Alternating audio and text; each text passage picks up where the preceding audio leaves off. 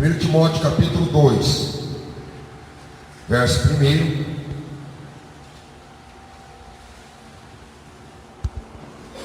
Admoesto-te, pois, antes de tudo, orações e intercessões e ações de graça por todos os homens, pelos reis e por todos os que estão em eminência, para que tenhamos uma vida quieta e sossegada, em toda piedade e honestidade, porque isto é bom e agradável diante de Deus nosso Salvador, que quer que todos venham ao conhecimento da verdade. Amém, meus irmãos? Pode se assentar e podem bater as palmas para Jesus.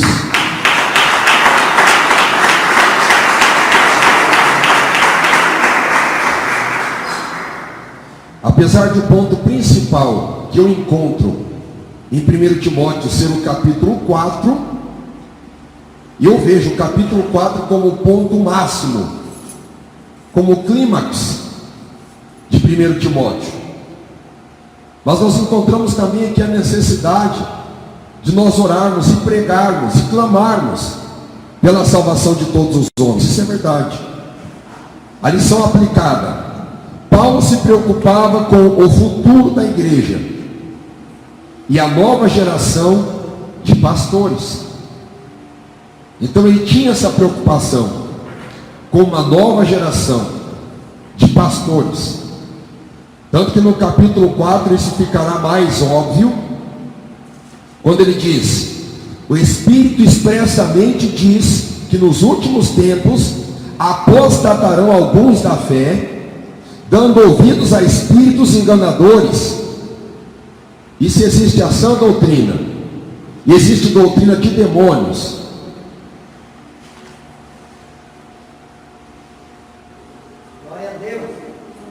é porque existem diversos tipos de ensinamento. Aleluia. Dando ouvido a doutrinas, dando ouvido a espíritos enganadores e a doutrinas de demônios, pela hipocrisia de homens que falam mentiras, tendo cauterizado a sua própria consciência. Então é um tempo perigoso que o apóstolo Paulo já estava antevendo. Por exemplo, proibindo o casamento e ordenando a abstinência dos manjares que Deus criou para os fiéis e para os que conhecem a verdade, a fim de usarem deles com ação de graça. Então nós vemos muito disso. Nós vemos uma apostasia generalizada, nós vemos uma depreciação da instituição chamada casamento. Nós temos uma verdadeira bagunça quando o assunto é casamento. Mas nós vemos uma apostasia terrível nesses últimos dias. Terrível. Nunca se ouviu falar de um tempo pior que agora. E o apóstolo Paulo já estava antevendo isso. Paulo se preocupava com o futuro. Uma geração que tinha a responsabilidade de continuar aquilo que ele sempre ensinava.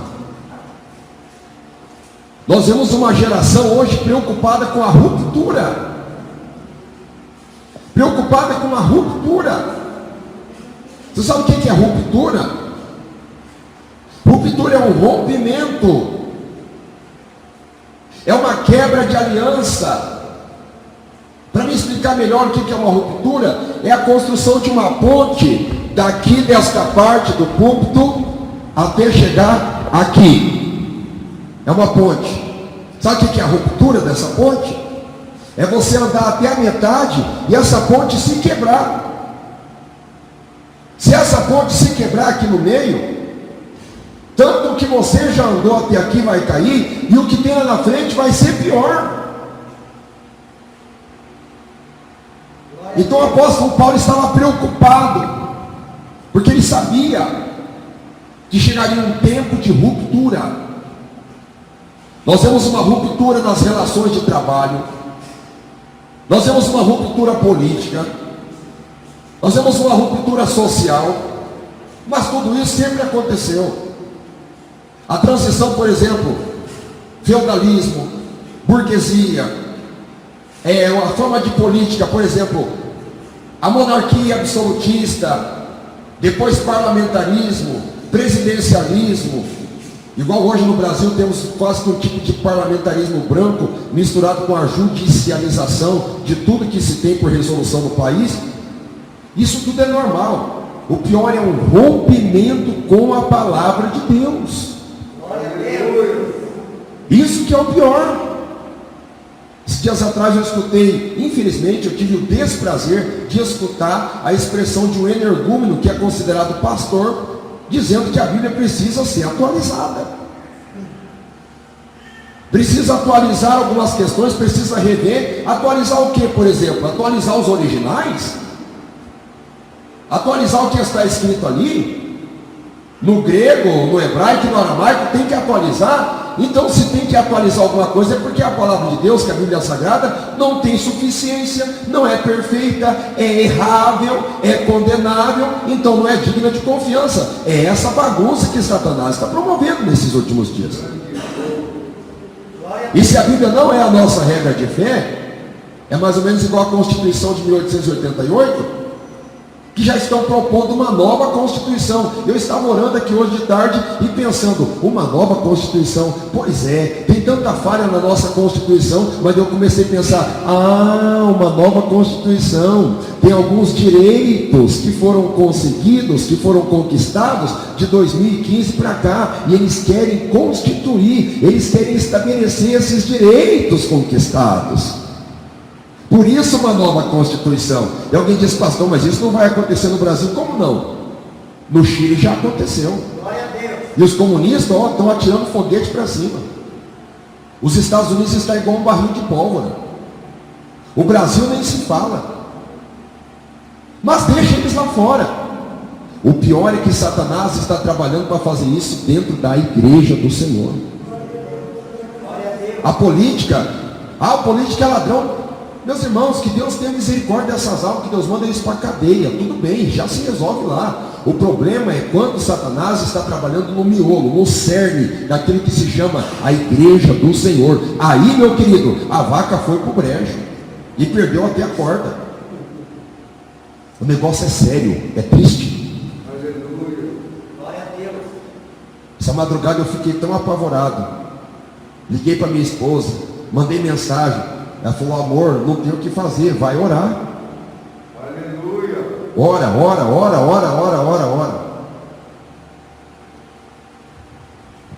Não é fácil. Glória a Deus. Eles deveriam viver a sã doutrina sem se contaminar. Por isso Paulo escreveu a Timóteo a fim de que ele preservasse a verdade da palavra de Deus. Glória a Deus. A verdade. Existe tanto egoísmo no mundo hoje, que as pessoas, para tentar esconder a verdade, elas mentem, matam, destroem, até fisicamente, e até destroem reputações, só porque não querem aceitar a verdade. Quando chegar naquele dia, Jesus vai dizer assim, sabe o que aconteceu quando você matou uma pessoa? Quando você destruiu, quando você manchou a reputação daquela pessoa por causa da verdade? Sabe quem que você estava perseguindo? Não era aquela pessoa, você estava perseguindo a mim. Ué, mas como assim o Senhor? Não, eu jamais faria isso com o Senhor Jesus. Não, você estava perseguindo a mim. Você se esqueceu que eu sou o caminho, a verdade e a vida. Você perseguiu a mim, não a pessoa. Você perseguiu a mim que sou a verdade. A situação é muito séria. 1 Timóteo 1,13. A misericórdia alcançada pelo pecador. 1 Timóteo 1,15. A fidelidade da palavra é digna de toda aceitação. Por que tem que atualizar a Bíblia? Da onde isso? Como é que é o nome do anjo que trouxe essa revelação extraordinária e extra-bíblica para esse pastor? E ele é famoso. Ele é famoso. Ainda bem que eu não sou famoso. Aleluia. E nem quero ser. Eu quero ser salvo em nome de Jesus. Tem gente que nem me suporta. Só de dar uma olhadinha para minha cara já imagina o que eu penso. Tem até repúdio de mim, tem até náusea. Mas eu não estou nem aí. Eu sei que a palavra de Deus está arraigada no meu coração, e não foi só blá blá blá, igual os professores de filosofia falaram no meu ouvido, tanta coisa. O Espírito Santo foi lá, fez uma lavagem no meu ouvido, fez uma lavagem no meu cérebro, regenerou com o sangue de Cristo, e o que eu acredito é na palavra de Deus, e foi corroborado através de sinais, prodígios e maravilhas. Graças a Deus.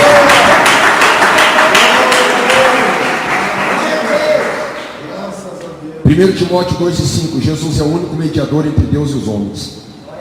1 Timóteo 4,12, seja um exemplo para os fiéis. 1 Timóteo 4,16, isso aqui vai para alguns comentaristas do Facebook, ou do YouTube, ou do Twitter, ou do Instagram, que fica lá postando comentário, pensando que vai mudar alguma coisa. Se tem alguém aqui nessa noite, ou alguém que me escuta pelo rádio, que gosta de fazer comentário, é o comentário da lacração. A minha palavra saiu bonita agora, você vai ver que ninguém vai rebater. Passou 5 minutos, meu querido, ele é enrolado, colocado no bolso, ainda leva uns tapas na orelha ainda, e fala, puxa vida, como é que eu vou me sair dessa? Perdendo tempo. Sabe o que a palavra diz aqui em 1 Timóteo 4,16? Tem cuidado de ti mesmo e da doutrina. Tem pessoa que já está com a mente cauterizada. Se você chegar a conversar com essa pessoa 1 minuto, você sai desviado. Aleluia. Não dá. Você vê que ele está lá na Marechal, meu querido, você vira aqui, ó, sai pela tangente, sai fora. Você vai conversar ou você vai bater boca? Não resolve. O que o apóstolo Paulo orientou a Tito? Ao homem herege, depois de uma e outra admoestação, evita-o. Você quer ir para o céu? Tem cuidado de ti mesmo e da doutrina. E eu vou dizer que doutrina. Muitos estão relativizando e achando tudo isso muito antigo, muito arcaico, muito antiquado. Mas é a doutrina que nós temos aprendido. Fica firme na doutrina do Senhor. 1 Timóteo 5,8, quem não cuida da família é pior do que o infiel. Ai, hein? 1 Timóteo 6,10, o amor ao dinheiro é a raiz de todos os males. Cuidado com o dinheiro. Sempre tinha um ditado, né, que tem que se ter cuidado com a barra do olho e com a barra da saia. Sangue de Jesus tem poder. Cuidado. Você sabia que a palavra imortal aparece somente uma vez na Bíblia?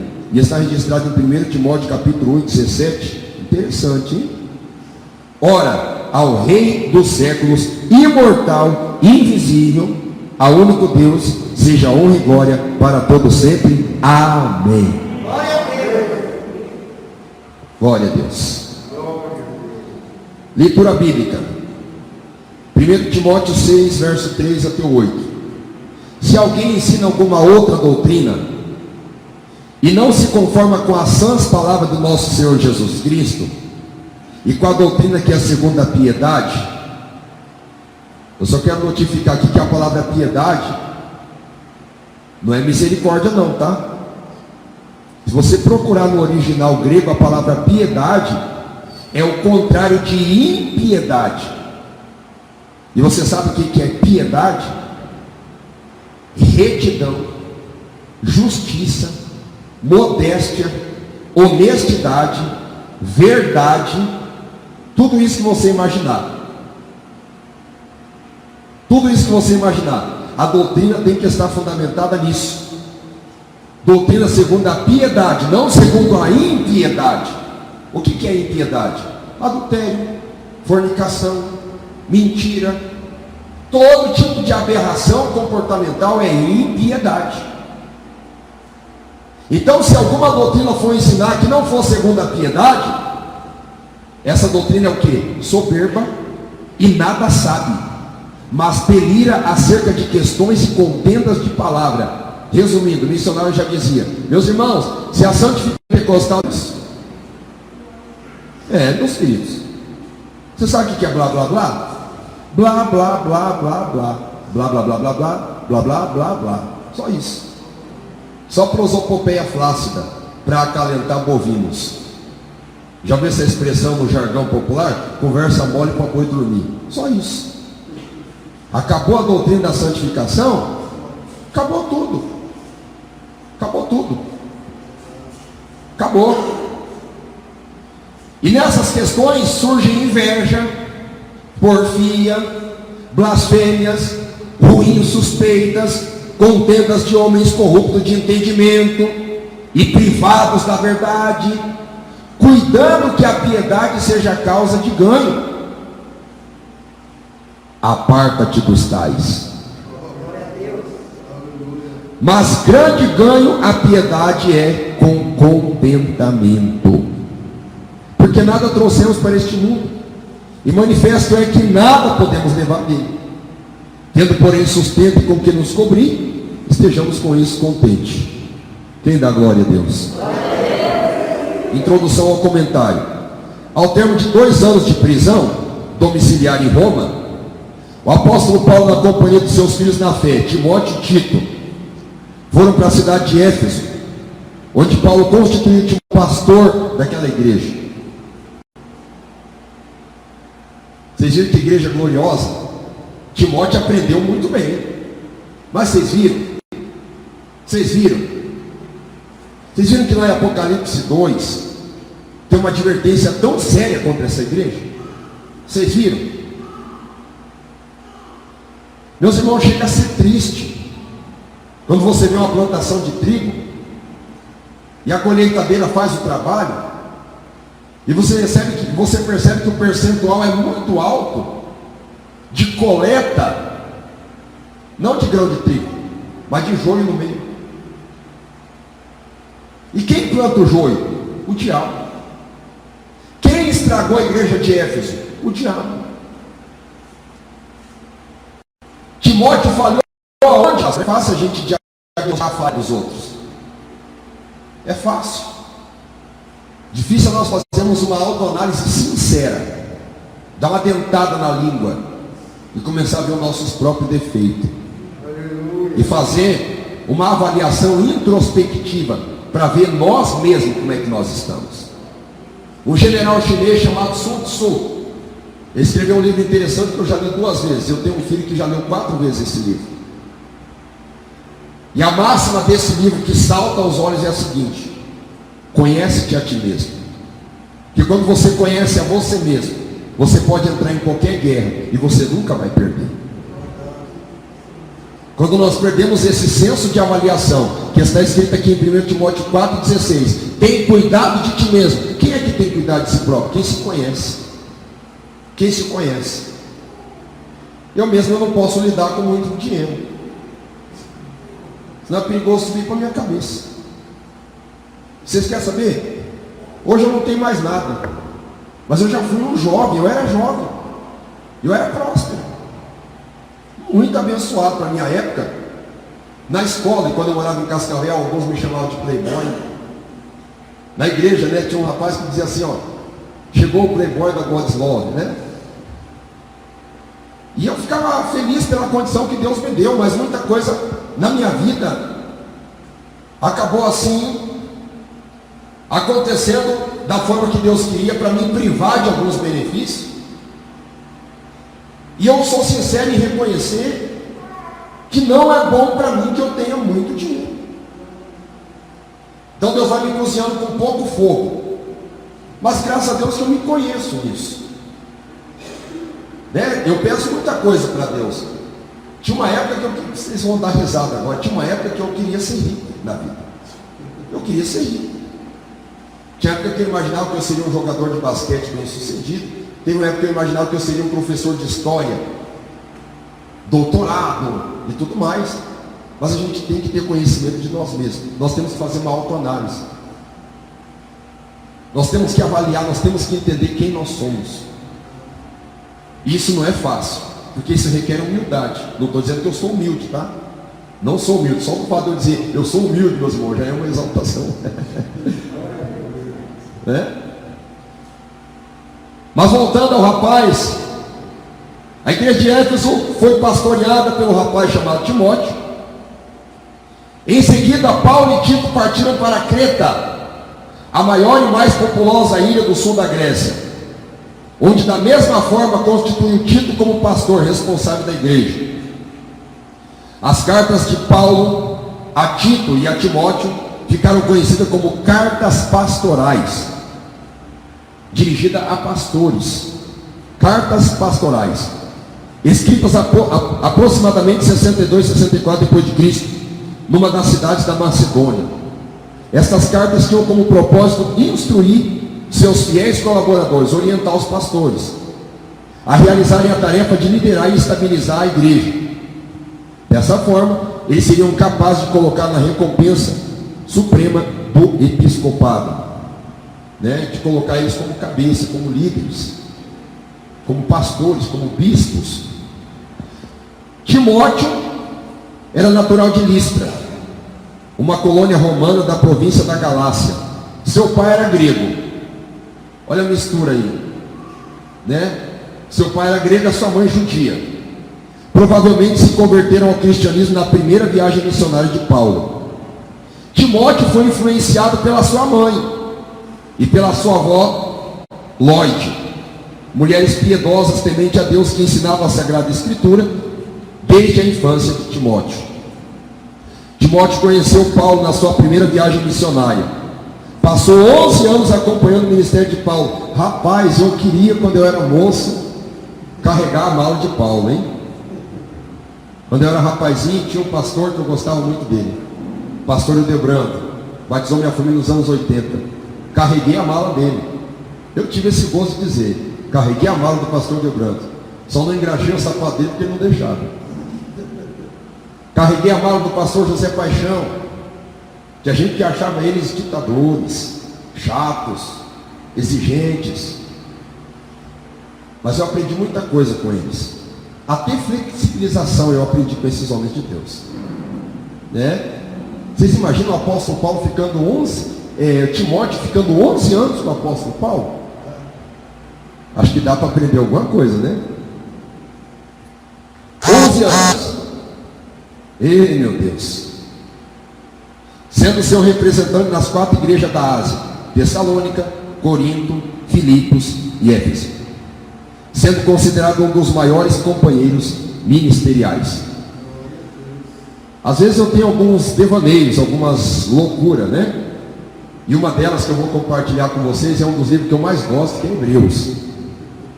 E eu desconfio que o apóstolo Paulo escreveu Hebreus, por muitos motivos. Mas eu vou falar para vocês um aqui que me salta aos olhos, que está aqui em Hebreus capítulo 13, e verso 23, diz assim: sabei que já está solto o irmão Timóteo. Eu tenho certeza que é o mesmo Timóteo. Para mim, os irmãos vão me desculpar, mas para mim, quem escreveu Hebreus foi Paulo. Para mim foi ele. Para mim foi Paulo. Muito bem.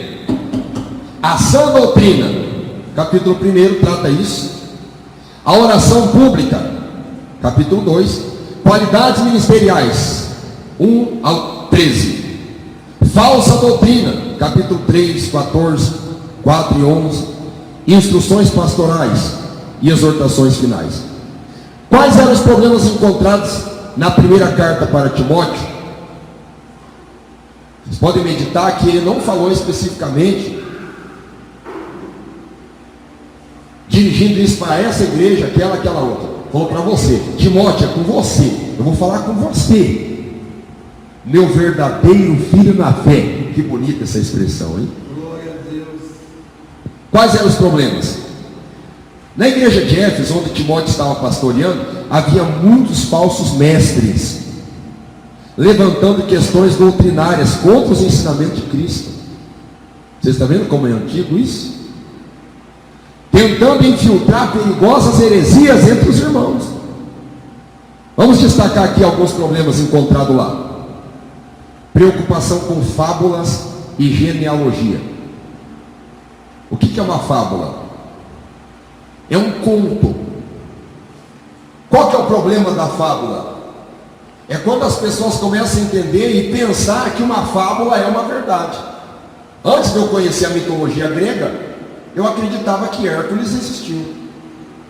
E se eu acreditei que Hércules existiu, era perigoso eu acreditar que Zeus também existiu. E quem que era Zeus? Era o deus dos deuses. E quem que era Hércules? O coitado do Hércules surgiu a partir da figura bíblica de Sansão. Mas é uma fábula. Deixa eu te contar uma fábula. Conta-se que um corvo estava feliz e envaidecido porque ele conseguiu capturar um queijo no bico. Amém? Quem está acordado aí diz amém. Ele estava com um queijo no bico. E quando ele estava com esse queijo no bico, apareceu uma raposa esperta que só ela. E a raposa falou assim: eu fico imaginando o pintacilgo cantar, fico imaginando o pardal, o canarinho cantar, eu fico imaginando o tamanho de uma ave desse tamanho. Se cantar com a voz grave, imagina como é que não deveria sair o cântico de um corvo. O corvo falou: só se for agora. Começou a cantar, o queijo caiu do bico dele. Nem precisa dizer, né, que a raposa não quis escutar o resto do concerto dele, né? Isso é uma fábula. Mas dá para acreditar numa fábula? Por exemplo, é uma fábula. A raposa fala, o corvo fala? Não fala, é uma fábula. Mas muitos judeus pegavam fábulas judaicas, não grega, fábula judaica. E alguns judeus começaram a entender que aquelas fábulas eram verdade, literalmente ao pé da letra, como se fosse verdade. E outra coisa, eles estavam preocupados com genealogia. Você sabe o que é genealogia? Sebastião Joaquim das Neves gerou Brás Divino das Neves. Brás Divino das Neves gerou Milton Carlos Neves. Milton Carlos Neves gerou Mateus da Silva Neves. Mateus da Silva Neves só Deus sabe, né? Mas mais ou menos isso. Genealogia é isso. É uma sequência generacional. Pai, filho e assim vai. E eles preocupados, não, porque eu sou filho de fulano que era neto de ciclano que era bisneto de ciclano que era tataraneto. Tinha um gentil ali no meio, dizia assim: rapaz, coitado de mim, eu não sou judeu, eu sou com a raça impura, eu sou um caboclo na fé, eu sou a mistura da jararaca com a cascavel. Ele ficava abatido porque esse aqui é judeu, esse aqui é judeu, eu sou grego, eu sou um coitado, perdido no mundo. E daí isso acabava sendo um preconceito que ofendia quem não era judeu. O apóstolo Paulo dizia assim: meus queridos, no final todo mundo nasceu, e quer saber? Adão pecou. Quer que eu diga uma coisa? Quem nasceu em Cristo, seja judeu, seja grego, a salvação é pela fé para todo mundo, não conversa. Salvação para quem acabou a conversa. Quem não entendeu, levanta a mão. Preocupação com fábulas e genealogia, soberba, contenda sobre palavra e controvérsia, discursos incoerentes. O que é alguma coisa incoerente? Uma coisa que não tem pé nem cabeça, não tem fundamento, não tem base, não tem lastro, não tem vínculo com a Bíblia. Discursos incoerentes e inconstantes. Ou seja, hoje defende uma posição, amanhã defende a outra, depois da manhã defende a outra. Quem está escutando vai dizer assim: é louco, é doente. Ou o evangelho é um conjunto de mentiras. A inconstância é isso. Por isso que a palavra diz que nós temos que ser firmes e constantes. Quem entendeu da glória? Falatórios inúteis e profanos. Proibições contra o casamento e contra certos alimentos. Como assim contra certos alimentos? Não, só tem que comer kosher. Quem já ouviu? Presta atenção quando você for tomar um suco. Mas está escrito assim no recipiente do suco: kosher, inspecionado pelo rabinado do Rio Jacob, inspecionado pelo rabinado de Nova York, coisa parecida. Comida kosher. O que é a comida kosher? É uma comida inspecionada, não pode comer qualquer comida. Por judeu que ganha milhões, isso é moleza. Agora chega lá o coitado do Milton Neves, pé rapado. Coitado do Milton Neves, trabalha de dia para comer de noite. Eles dizem assim: ó, você tem que comer kosher. Como assim? O que é kosher? É a comida purificada e inspecionada por um rabino. Ei, mas calma lá, Mas meu amigo, eu só tenho dinheiro para comer pão com mortadela. Não é nem mortadela, é com mortandela, porque eu sou caboclo mesmo. E agora? E agora, meu querido? Você está lascado. De acordo com o quê? De acordo com as escrituras. Não, meu querido, vocês estão guardando dias, estão guardando meses, vocês estão querendo ver essa questão de alimento. Então Jesus Cristo morreu à toa. Jesus morreu, meus queridos, para quebrar esses protocolos cerimoniais e religiosos que não tem nada a ver mais. Jesus Cristo morreu na cruz do Calvário, se fez maldições por nós, se fez maldição por nós, cumpriu a lei para nos trazer a liberdade que não a liberdade que está na lei, mas a liberdade que está na graça. O sábado é igual ao domingo, e você comer carne de qualquer tipo, ou se você não comer, é a mesma coisa. O importante é você estar em Cristo. Qual que é a vantagem? Nova criatura é, as coisas velhas já passaram, eis que tudo se fez novo. Acabou. Quem dá um glória a Deus aí? Quem dá um aleluia aí? Eu não posso ficar muito aqui porque o tempo está passando, né? Interpretação incorreta da lei judaica. Todo extremismo é perigoso. Perigoso. Provocavam divisões, enganavam as mulheres, faziam para obter lucro financeiro. Essa parte de enganavam as mulheres, tinha alguns mal libertos que diziam que era até cristão e praticamente defendia a poligamia, né? Orientação e conselho. Percebemos nessa carta que a preocupação do apóstolo Paulo não era somente com a igreja de Éfeso, mas também com a vida pessoal do seu filho na fé, que era Timóteo, deixando isso bem claro.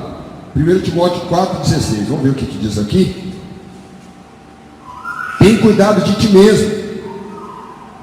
Quando diz tem cuidado de ti mesmo, é claro que é para ele cuidar da salvação dele, mas tenha cuidado de ti mesmo. Vigia com o teu corpo, com a tua estabilidade, com a tua integridade física também, né?